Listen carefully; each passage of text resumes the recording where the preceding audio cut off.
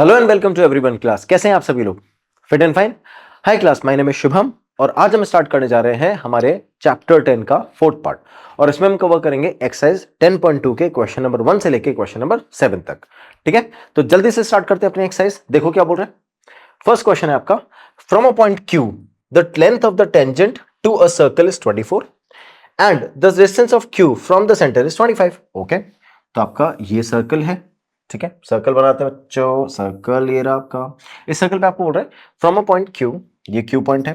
The length of the tangent is 24। Length of the tangent is 24। Tangent sir अंदर से जाती है? बिल्कुल बच्चों, अंदर से नहीं जाती है।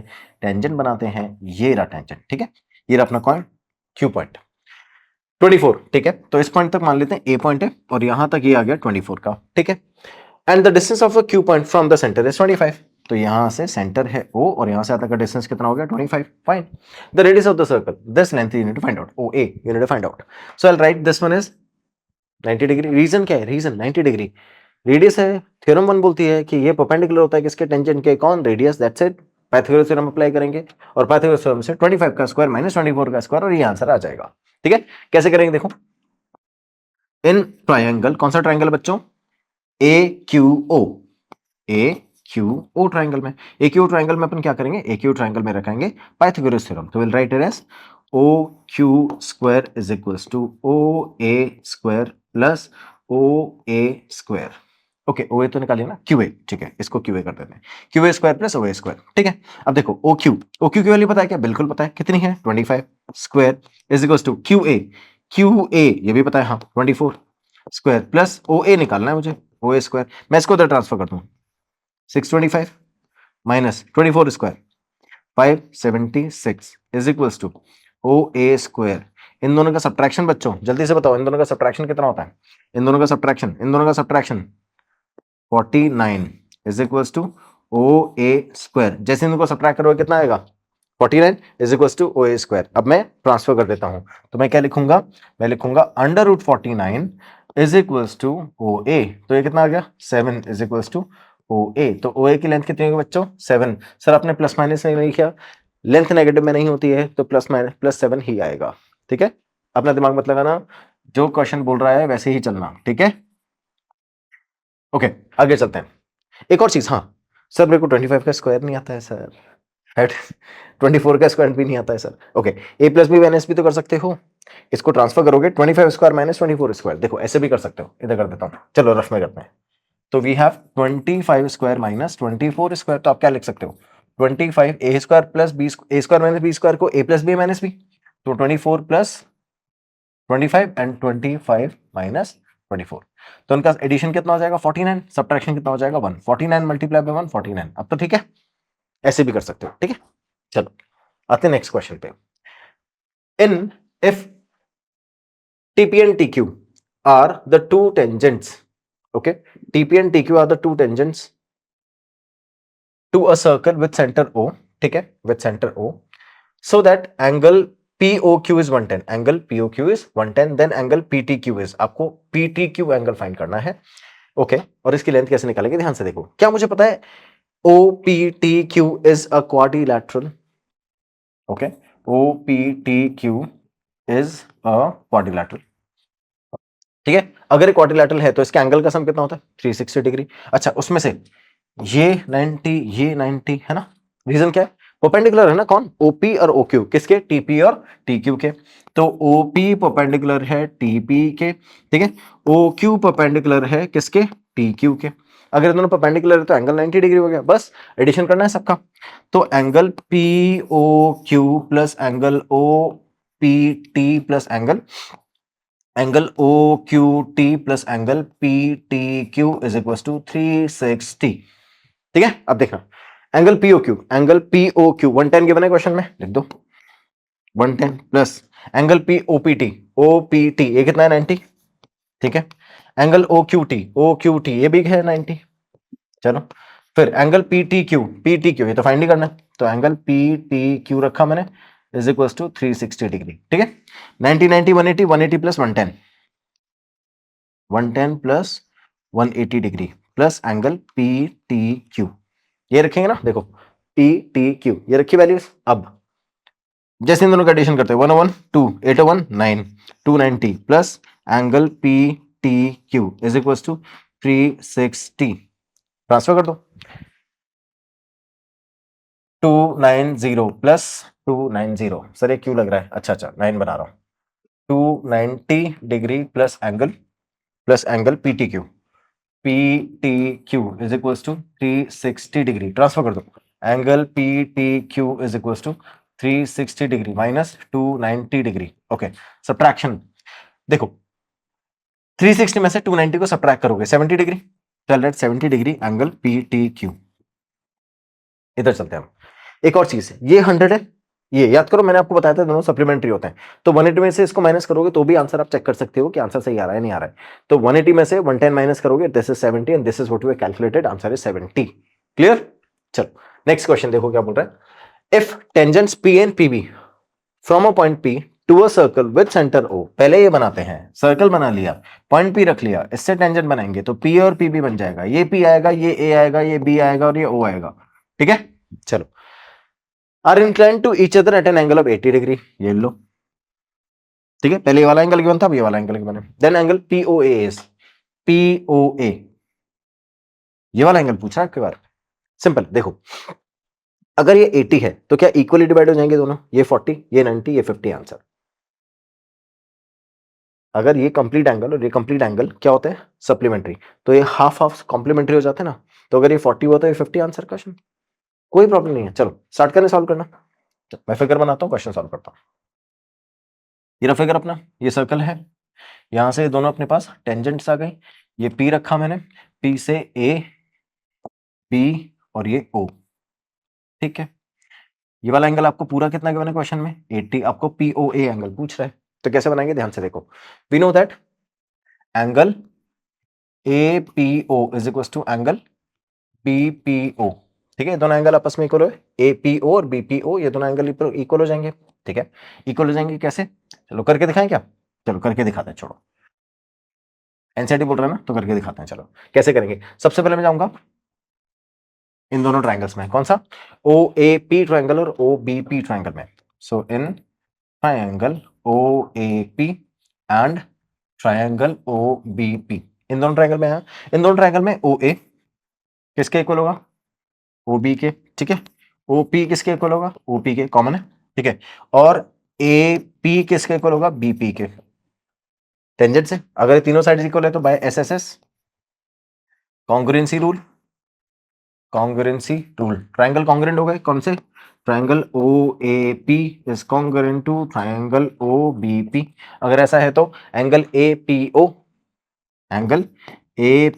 इक्वल हो जाएगा किसके बी पी ओ के अगर ऐसा है तो angle A P O is equal to half of angle A P B ठीक है और ए पी बी आपको कितना गिवन है 80 तो angle A T O is equal to half of angle A T is equal to 40 तो अपना angle APO कितना आ गया बच्चों 40 डिग्री क्लियर तो एंगल एपीओ कितना आ गया ये वाला एंगल हमने कैलकुलेट कर लिया है 40 डिग्री अब अगर ये वाला एंगल 40 है तो मैं क्या करूं फिर से ट्रायंगल में जाता हूं ये तो 90 कंफर्म है ये तो प्रूव ही नहीं करना तो मैं आता हूं ट्रायंगल एओपी में इन ट्रायंगल एओपी ट्रायंगल के अंदर angle A O A P angle O A P is equal to 90 degree because perpendicular है कौन ओ ए परपेंडिकुलर है किसके एपी के रीजन लिख दो ओ ए परपेंडिकुलर है एपी पे क्लियर ये 90 डिग्री आ गया है अब ये वाला एंगल 40 मैंने अभी सॉल्व कर लिया मैं एंगल सम प्रॉपर्टी लगाता हूं तो by A S P angle sum property apply करते देखो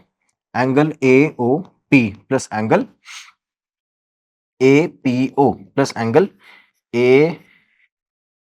ए ओ पी हो गया ओ पे एंगल बाकी रह गया ना ठीक है ए ओ पी हो गया क्या हो गया ना ए एंगल तो बचा है अच्छा हाँ ए एंगल बचा है तो ए एंगल के लिए मैं ओ ए पी लिखूंगा ना चलो ए एंगल बचा है angle O A P is equal to कितना था बच्चों 180 डिग्री तो देखो मैंने तीनों वर्टेक्स पे एंगल ले लिया ओ पे भी ले लिया पी पे भी ले लिया ए पे भी ले लिया तीनों वर्टेक्स पे एंगल ले लिया तीनों का सम कितना होगा 180 डिग्री अब इन तीनों का सम आएगा 180 डिग्री है तो हम क्या करेंगे बच्चों वैल्यूज प्लेस करना स्टार्ट करेंगे देखो ओ ए पी एओपी की वैल्यू तो मुझे निकालनी है तो एओपी को तो एज इट इज छोड़ देते हैं तो angle AOP plus APO APO अभी निकाला 40 प्लस वो तो 90 डिग्री है ही लास्ट वाला 180 डिग्री, फिर भी चेक कर लो देखो OAP 90 डिग्री, ठीक है 90 प्लस 40 130 इज इक्वल्स टू 180। यहां पे क्या रखेंगे AOP, मुझे निकालना था AOP is equals to 180 minus 130, subtraction करा तो 50,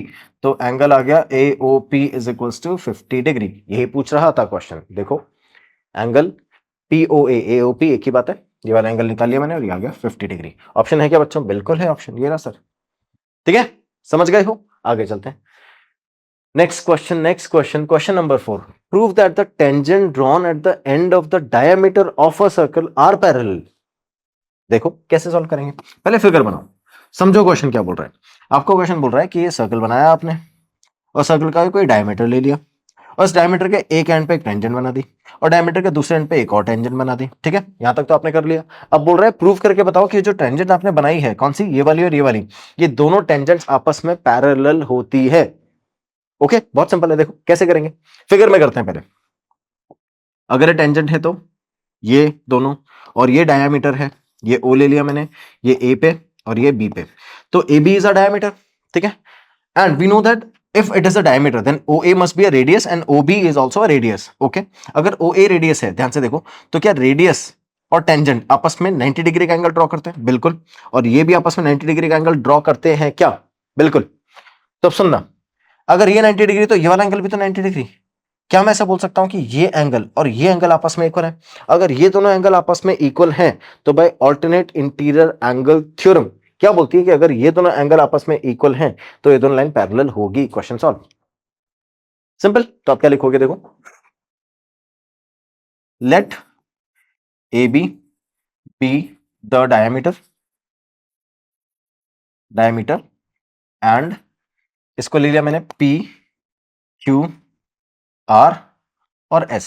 ठीक है, then and P Q and R S are the tangents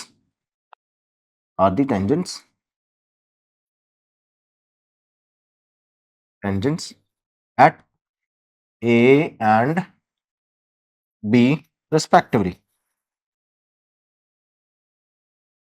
ठीक है, तो मैंने क्या लिखा है कि ए बी अपना एक डायमीटर लेते हैं और डायमीटर में पी क्यू और आर एस ये दो टेंजेंट्स हैं ए और बी पे रेस्पेक्टिवली। ठीक है, ये लिख दिया मैंने।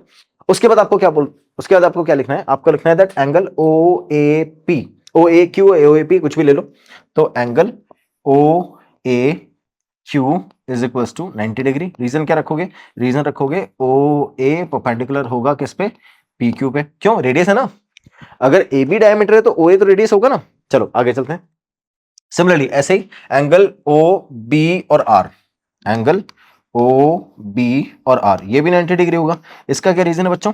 इसका रीजन है क्योंकि ओ बी परपेंडिकुलर है किस पे? आर एस पे।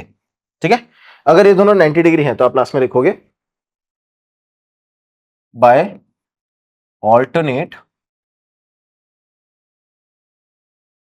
Angle theorem. Alternate angle theorem क्या बोलती है?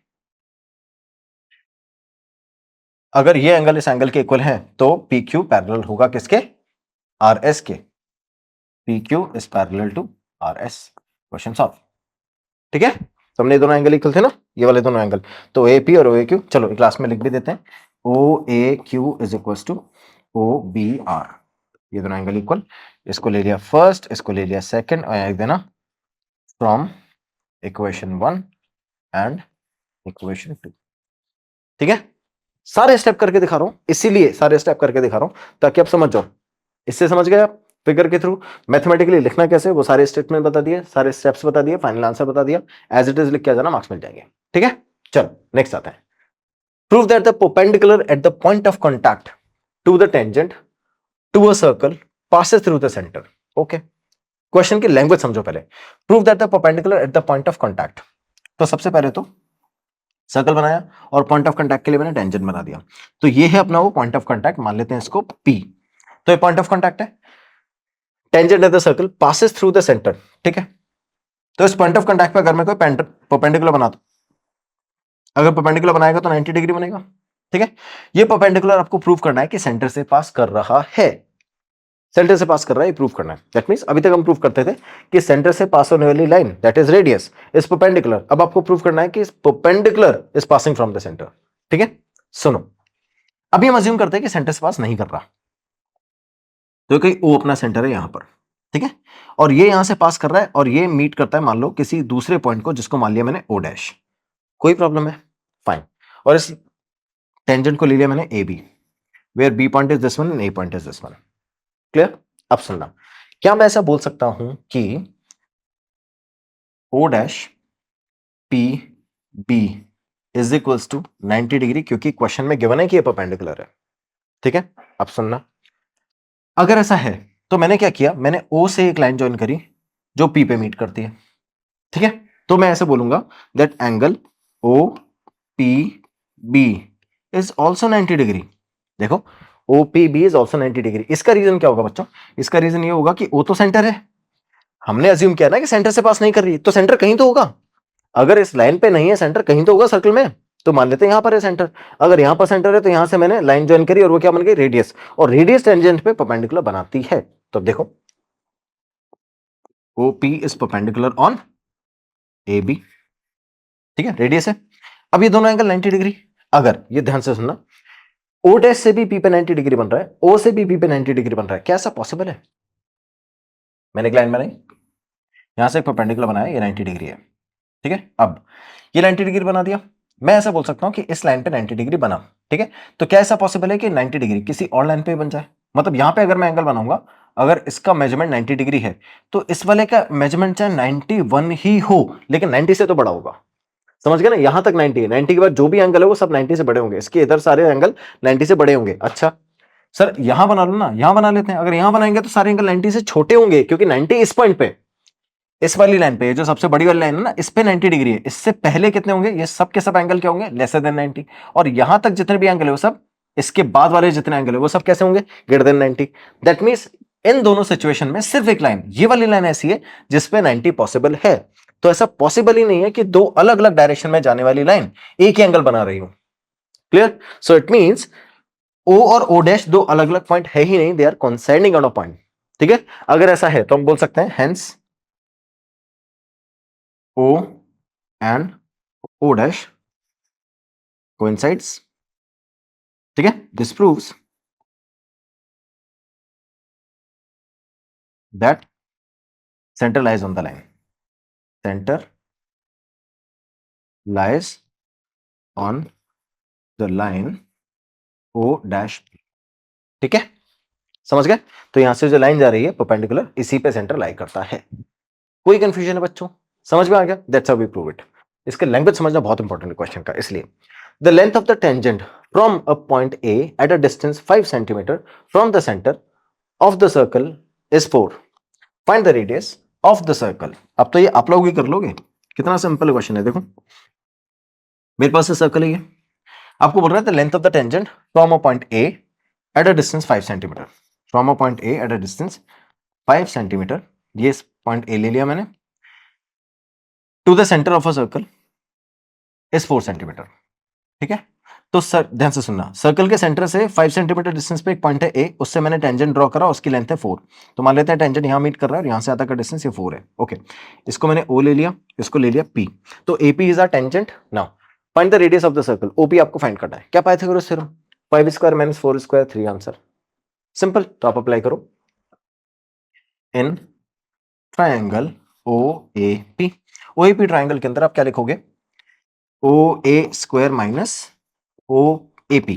ठीक है, will write A P here, क्योंकि मुझे ओपी तो कैलकुलेट करना है। तो ओ ए पी, तो will write A P square is equals to O P square. ठीक है, ये अच्छे से बना दो क्या? ये अच्छे से बना दो, चलो, ए पी स्क्वायर और ये ओ पी स्क्वायर। ठीक है, ए पी स्क्वायर ओपी स्क्वायर। अब देखो, ओए की वैल्यू कितनी बच्चों? ओए की वैल्यू है 5 स्क्वायर, इसकी वैल्यू कितनी? 4 square is equal to OP square. ये रखा मैंने 25। कोई ऐसे मत बोलना कि मुझे 5 और 4 का स्क्वायर नहीं आता है। चलो, 25 और 4, 25 और 16 करा तो ये आ गया 9। 9 is equal to OP square और ये ओपी स्क्वायर। ठीक है, अब ओपी स्क्वायर की वैल्यू कितनी है बच्चों? 9। तो ओपी की वैल्यू कितनी हो जाएगी? ओपी की वैल्यू हो जाएगी 3 सेंटीमीटर। ध्यान रखना, नेगेटिव नहीं लेना है, because distance are not in negative. तो इट इज 3 सेंटीमीटर फाइन. तो hence the radius of the circle is 3 centimeter. Clear? Next. Two concentric circles are of radius 5 and 3 centimeter. ठीक है, दो concentric circle हैं तो एक के अंदर एक होगा, बिल्कुल. ओके, एक का रेडियस कितना है बच्चों? एक का रेडियस है 5 और एक का रेडियस कितना है 3. तो पहले ये दोनों सर्कल बनाते हैं जिनमें दोनों में से एक एक का रेडियस, इसका 3 और इसका 5. ठीक है. Next, find the length of the chord of the larger circle which touches the smaller circle. Okay, ऐसी कॉर्ड की लेंथ फाइंड करनी है जो लार्जर सर्कल की कॉर्ड हो और स्मॉलर सर्कल को टच करती हो एज अ टेंजेंट. ठीक है, तो ये मैंने इसका रेडियस ले लिया. अब ध्यान से देखना, मैं क्या करता हूं, यहां से इसको ज्वाइन किया और ये बना दी मैंने कॉर्ड. क्लियर? अब देखना कितना इजी हो गया क्वेश्चन. क्या ये 3 बच्चों, ये 5, ये 4, ये 4, ये 8. Answer solve. ध्यान से देखो, सुनना, क्या ये स्मॉलर सर्कल की रेडियस है और अगर ये टेंजेंट है तो 90 डिग्री बनाएगा. ठीक है, और अगर 90 डिग्री बनाएगा तो देखो सेंटर से कोई भी लाइन अगर परपेंडिकुलर बनाती है किस पे, कॉर्ड पे, तो वो कॉर्ड को बाइसेक्ट भी करती है. दैट मींस ये लेंथ इस लेंथ के इक्वल हो गया. अब being a right angle triangle, इस पे पाइथागोरस थ्योरम अप्लाई कर सकते हैं. तो 5 square minus 3 square is equal to 4 square. अभी सॉल्व किया, 5 स्क्वायर माइनस 4 स्क्वायर 3 होगा, तो 5 माइनस 3 4. तो ये बना लिया अपन ने 4. अब देखो ये 4 आ गया और ये दोनों आपस में इक्वल है 4. टोटल सम कितना हो गया 8. That's it. स्टार्ट करते हैं सॉल्यूशन. मैं अज्यूम करता हूं this is O, A, B और ये पी. ठीक है, okay. O A is equals to 5 and O P is equals to 3 centimetres. ठीक है, ये क्वेश्चन में ऑलरेडी किया मैंने. अब in triangle O A P, O P perpendicular on A B. ठीक है, रेडियस है ना, परपेंडिकुलर होगा क्योंकि टेंजेंट है. ठीक है, OP perpendicular on A B. तो हम ऐसे लिख सकते हैं by Pythagoras theorem. By Pythagoras theorem we can say that OP square plus AP square, OP square plus AP square is equal to O A square, O A square. ठीक है, OP देखना, OP की value कितनी है 3 square plus AP, ये तो मुझे calculate करना है, तो मैंने कैलकुलेट कर लिया तो रख दिया, अदरवाइज एपी तो कैलकुलेट करना है ना. AP square is equal to O A 5 square, transfer कर दो. तो AP square is equals to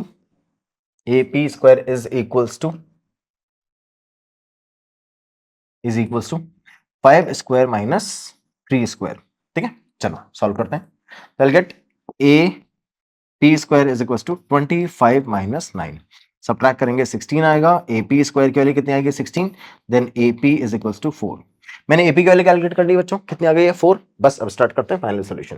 तो एपी इज इक्वल टू 4. अब ध्यान से देखना, AP is equal to PB लिखूंगा मैं.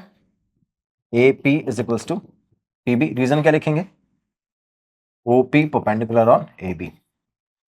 ठीक है, ये इसका भी रीजन यही है क्योंकि ओपी परपेंडिकुलर है एबी पे और परपेंडिकुलर इसको दो इक्वल पार्ट्स में डिवाइड करता है. तो AP is equal to PB. Now AP की वैल्यू 4 है तो पीबी भी 4 आ गया अपना. तो एबी क्या होगा बच्चों, एबी होगा एपी प्लस पीबी, इन दोनों की वैल्यू रखेंगे 4 प्लस 4. तो ए बी अपना आ गया 8 सेंटीमीटर. Question solve. इजी. तो अब क्वेश्चन नंबर 1 से लेके क्वेश्चन नंबर 7 तक के सारे क्वेश्चन समझ में आ गए हैं. अब आपको करना क्या है, फिर से एज यूजुअल रिवाइज करना है, क्वेश्चन को चेक करना है, अपने लेवल पे सॉल्व करना है. कोई भी प्रॉब्लम आएगी कमेंट बॉक्स अवेलेबल है, you can connect with us. Thank you so much for watching बच्चों. इसी तरह से मन लगा के पढ़ते रहो और आपके 100 आएंगे ही आएंगे. Have a good day, bye bye.